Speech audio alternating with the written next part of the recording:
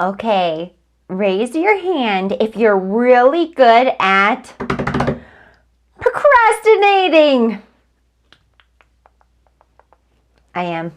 That's why this video here is just as much a reminder for me as it is for why you're watching it.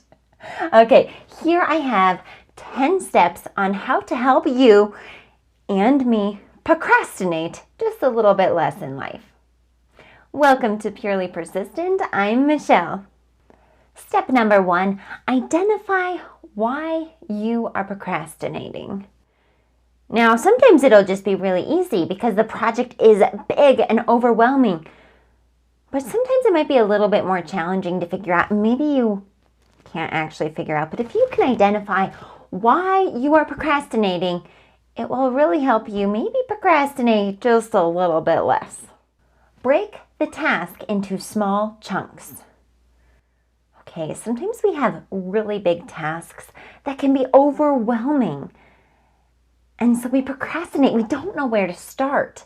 But if you can break the task into smaller chunks and maybe set deadlines for those smaller chunks, it will really help you finish the project and stop procrastinating. Have you ever heard the phrase, how do you eat an elephant? Well, the answer is one bite at a time. And that's procrastination, or I guess eliminating procrastination, because an elephant or a project that's so big can be so overwhelming. And if you can break it up into smaller little chunks, then it's going to be much more manageable for you. 3, change your environment. Okay, sometimes if you're in an environment, it can be a little overwhelming, or, maybe you're in an environment where you have the TV or your video games and you just want to play, right? So if you can change your environment, maybe unplug the game controllers, right? Unplug whatever needs to be. And that's one way to change your environment. Or maybe go somewhere else. Go somewhere else completely. Go to a coffee shop.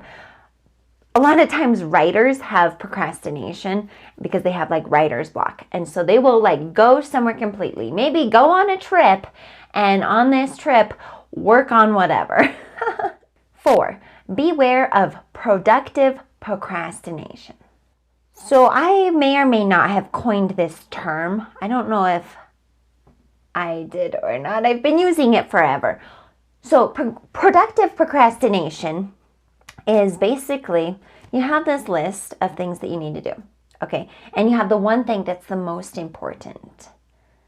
And then, I need to clean my house, or I need to run an errand, or, things that are not necessarily important for getting the task done that you need to do, but you're feeling productive because you're doing all these other things that, are helpful for you to get done. So you're being productive, but you're really procrastinating on that big project that you have, right? Number 5, set deadlines. Okay, I alluded to this in one of my tips before, but if you can really set deadlines, not, okay, this whole project needs to be done, at this date, but if you can break it up into the smaller chunks and set little deadlines for each of the chunks, like this is what I'm going to accomplish today, or this is what I'm going to accomplish this week. Smaller deadlines will really help you accomplish the big picture item. Eliminate distractions. So long TikTok, so long Instagram, so long walks on the beach. All of those distractions that are so easy to distract you, and they can be so much fun, or else mind-numbing, right? They're distractions, and you kind of need to get rid of them for a little while. Not forever, but just until you hit some of those deadlines, right? So eliminate those distractions. Number 7, hang out with people that encourage you to be your best self. So we want to be around people that encourage us to work really hard, right? Whatever you have that you're working on, that you're procrastinating on, if you're hanging around people that are like, oh, that doesn't matter, or oh, you're never going to get it anyway, that's going to enter into your head. And then you're not going to be the productive, best self person that I know you are, right? So only hang around people that are going to motivate you to really get this done, right? That are going to essentially hold you accountable and really help you to become the best version of yourself. Get rid of those naysayers. 8, accountability buddy. All right, so this is used a lot in exercise and diets.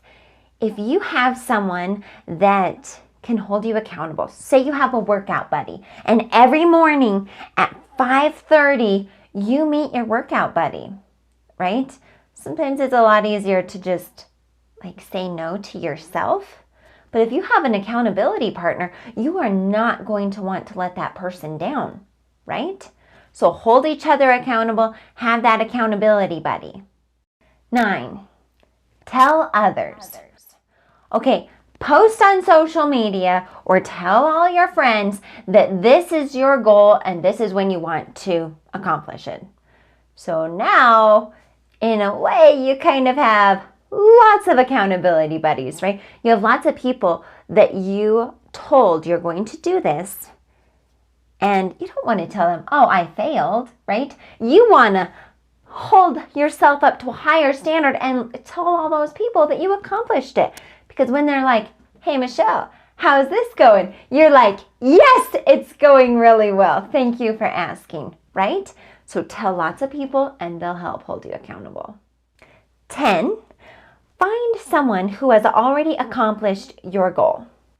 Okay, so think about your goal. Maybe it is lose weight. Maybe it's get your GED. Maybe it is buy a house. So find someone, and hello internet, that's full of people that have accomplished these great things, right? So find someone that has accomplished your goal and ask them how they did. Ask them for advice. Maybe say you're into intermittent fasting.